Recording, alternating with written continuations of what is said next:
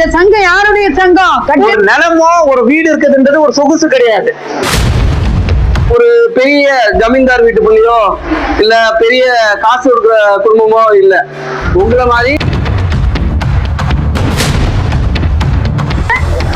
தொழிலாளர்கள் சங்கம். ஒற்றுமையா இருந்தால்தான் நம்ம குரல் வந்து கேட்கும். நம்ம குரல் கேட்டாதான் இன்னைக்கு மக்கள், இன்னைக்கு அரசாங்கம் நம்ம திரும்பி பார்க்கறதுக்கு இருக்காங்க. அப்ப ஒரு சாதாரண கட்டிட தொழிலாளர் சங்கத்தில் இருந்தவரோட பையன் கடலோரமா இருக்க மக்கள் என்ன பண்றாங்க?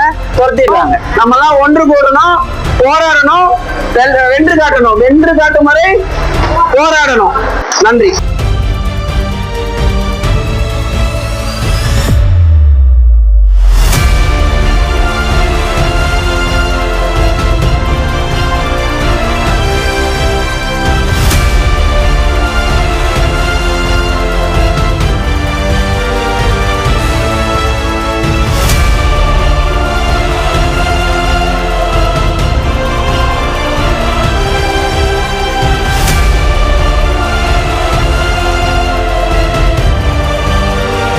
கட்டிட தொழிலாளர் ஒற்றுமை, கட்டிட தொழிலாளர் ஒற்றுமை.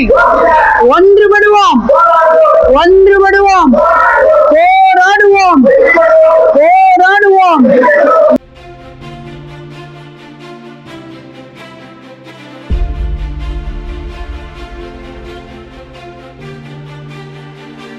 அனைவருக்கும் வணக்கம். இங்க நம்ம கூடியிருக்க காரணம் வந்து யாராவது நம்மளை பார்த்து பரிதாபப்படணும், நமக்கு யாராவது உதவி செய்யணுன்றதுக்காக நம்ம இங்க கூடல. நம்ம இங்க கூடியிருக்க காரணம் நம்மளோட உரிமைகளுக்காக. இது நம்மளாம் முதல்ல உணரணும். நம்ம கூடியிருக்க காரணம் நம்மளோட உரிமைகளுக்காக. உலக நாடு ஃபுல்லா வந்து பாத்தீங்கன்னா கட்டிட தொழிலாளர்களா இருக்கட்டும், யாரா இருந்தாலும் முதல் விஷயம் அவங்க போக்கஸ் பண்றதே பாதுகாப்பு, சேஃப்டி. சேஃப்டி இல்லாம எந்த கட்டிடமும் தொடங்க கூட முடியாது. எல்லாருக்குமே அவங்க தேவையான பாதுகாப்பு, அது கவசமா இருக்கட்டும்.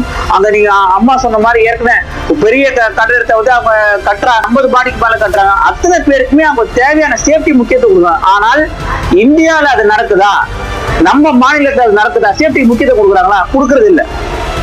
அதே மாதிரி அம்மா சொன்ன மாதிரி ஏற்கனவே வந்து மத்தியில் ஆளும் அரசு 2014 அப்புறமா இதுக்கு தேவையான மீட்டிங்கே வைக்கல. அவங்களே ஒரு சட்டத்தை கொண்டு வந்து, அது என்ன சட்டம்? யாருக்கு சாதகமான சட்டம்? அது பெரிய கட்டட முதலாளிகளுக்காக சட்டத்தை கொண்டு வந்திருக்காங்க. அதுல வந்து சேஃப்டிக்கு முக்கியத்துவம் கிடையாது. அங்க வேலை செய்யற கட்டட தொழிலாளருக்கும் முக்கியத்துவம் கிடையாது. அவங்களுக்கு தேவையான பாதுகாப்போ இல்ல அவங்க ஏதாவது ஒரு சம்பவம் நடந்தால் அது கொடுக்க வேண்டிய காம்பன்சேஷனுக்கு சட்டங்கள் கிடையாது.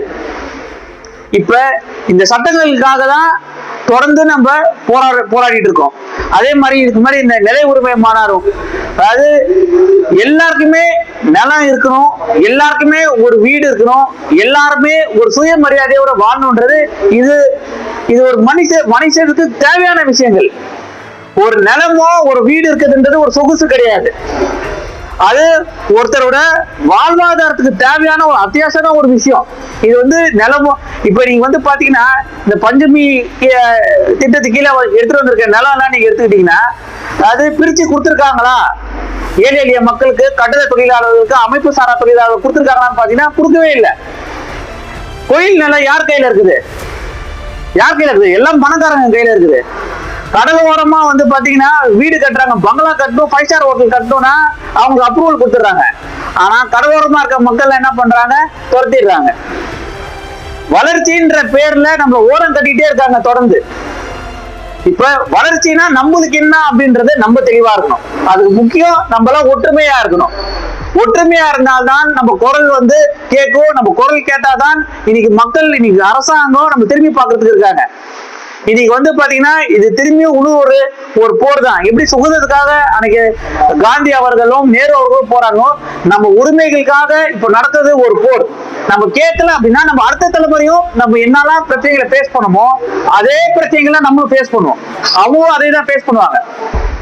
அதனால இந்த நம்ம வந்து கட்டட தொழிலாளருக்கு கிடைக்க வேண்டிய விஷயங்கள் மாநில அரசு தான் முடிவு பண்ணும். அங்க எல்லாருக்குமே போனஸ் கொடுக்கணும். எல்லாருக்குமே கட்டட தொழிலாளர் ஓனர் முதலாளிகள் அவங்க எல்லாருக்குமே உரிய பாதுகாப்பு கொடுக்கணும்ன்றதுக்காக நாங்க வலியுறுத்தி கண்டிப்பாக உறுதியாக எங்க கட்சி சார்பாக எங்க தலைவர் ராகுல் காந்தி அவர்கள் கட்டட தொழிலாளர்கள் கூட இருக்கோம். நாங்க எல்லாருமே கூட இருப்போம். ஒன்று பெறுவோம், போராடுவோம், வெற்றி பெற வரைக்கும் போராடுவோம். நன்றி.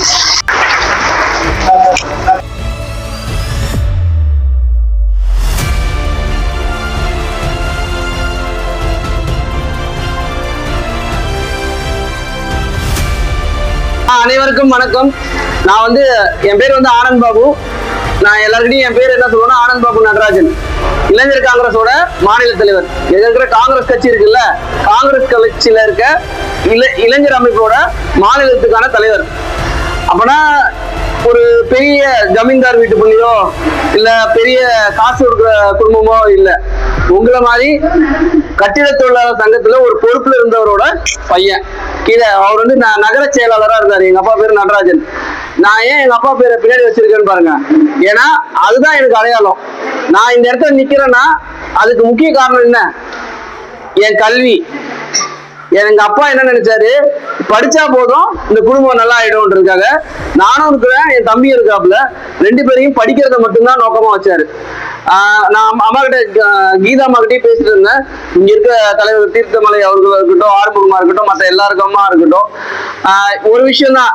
நான் வந்து இந்த கட்டிட தொழிலாளர் சங்கம் ஆரம்பிச்ச காலத்துல இருந்து எங்க அப்பா கூட அவங்க சார்ந்த நண்பர்களோட நான் அதிகமா பயணம் பண்ணியிருக்கேன். ஆக்சுவலா சின்ன வயசுல அந்த நினைவுகள்லாம் மேடம் கிட்ட நான் வந்து நினைவு கூர்ந்தேன் ஆக்சுவலா அம்மா கிட்ட. ஏன்னா நான் அவங்களுக்கே பார்த்து இந்த மாதிரி ஒரு விஷயம் நடந்தது ஞாபகம் இருக்கிறதுக்கு நிறைய பேருக்கு வாய்ப்பு இல்லை. ஆனா எங்க அப்பா வந்து எங்க போனாலும் கூட்டு போவாரு. அப்ப ஏன்னா கஷ்டம் என்னன்றதை நம்ம புரிஞ்சுக்கணும். அதனாலதான் தலைவர் ராகுல் காந்தி என்ன பண்றாருன்னா, கஷ்டம் எங்க இருக்கோ அங்க போய் கஷ்டத்தை என்னன்னு தெரிஞ்சுக்கணும். தெரிஞ்சுக்கிட்டு அதை தீர்வு காணணும். எங்கேயுமே வந்து நான் கஷ்டத்தை கேட்டுட்டு சும்மா போறது இல்லை, தீர்க்கிறதுக்கு என்ன வழி அதை பார்க்கணும்னு சொல்றாரு. அப்ப ஒரு சாதாரண கட்டிட தொழிலாளர் சங்கத்துல இருந்தவரோட பையன், என் கல்வி. அப்பனா உங்க பிள்ளைங்களெல்லாம் நீங்க என்ன பண்ண வைக்கணும்? ஒழுங்கா படிக்க வைக்கணும். அதுதான் ரொம்ப ரொம்ப முக்கியம். ஏன்னா நீங்க அதுக்கு எக்ஸாம்பிளா என்ன கூட சொல்லலாம். ஏன்னா நான் இன்னைக்கு வந்து ஒரு பெரிய ஐடி கம்பெனில ஒரு டெபுட்டி ஜெனரல் மேனேஜர். அதுக்காக நான் தலைவர் மட்டும் கிடையாது. ஏன்னா இங்க நம்ம சர்வீஸ் பண்ணணும்னா என்ன தேவை? காசு தேவை. காசு சம்பாதிக்கணும்னா கல்வி என்ன பண்ணுச்சு, எனக்கு ஒரு வேலை வாய்ப்பை கொடுத்துச்சு. அந்த வேலை என்ன பண்ணுச்சு, நான் இன்னைக்கு ஒரு பெரிய உயரமான இடத்துல நான் உட்கார வச்சுச்சு. அதையும் சரி இந்த அரசியலையும் சரி நான் எழுதி சேர்த்து செஞ்சுட்டே இருந்தேன். அதாவது 2002 அம்மா சொன்ன மாதிரி வாரியமான அமைச்சாங்க. அது வரைக்கும் எனக்கு நல்லா எனக்கு இன்னும் நினைவு இருக்குது. அப்பா அவங்க நண்பர்கள்லாம் எவ்வளவு போராட்டங்களை சந்திச்சாங்க, எவ்வளவு ரேலிஸ் போனாங்கன்னு எனக்கு நல்லா ஞாபகம் இருக்குது. அம்மா கூட சொல்லியிருந்தாங்க, மாதம் ஒரு முறை அதை 1ஆம் தேதி வந்து எல்லாருமே புறக்கணிச்சு ஒன்னா இருந்து, அதாவது வேலை செய்யாம மீட்டிங் வச்சு எல்லாமே பண்ண காலங்கள் இருக்கு. எனக்கு இன்னும் கோயில்ல போய் உட்கார்ந்து இந்த காலங்கள்லாம் இருக்கு, மீட்டிங் போட்டதெல்லாம் ஞாபகங்கள் இருக்கு. இது நீங்க எல்லாரும் ஒன்னா சேர்ந்து இருந்தீங்கன்னா இதுதான் பலம். நான் இதை விட பெரிய கிரௌட பார்த்தேன் இந்த கட்டிட தொழிலாளர் சங்கத்துல. அப்படி இருக்க பார்த்து அந்த மாதிரியான சூழ்நிலையில இங்க இந்த கிரௌட் வந்து கம்மியா இருக்கிறது இது கம்மி இல்லை. ஆனா இதை விட பெரிய கிரௌடா பெரிய இடத்துல ஒரு பெரிய ஸ்டேடியத்துல மீட்டிங் போடுற அளவுக்கு இது வளரணும். அதுக்கு என்னால ஆன உதவியும் சரி, நம்ம எல்லாம் ஒன்று கூடணும், போராடணும், வென்று காட்டணும். வென்று காட்டும் வரை போராடணும். நன்றி.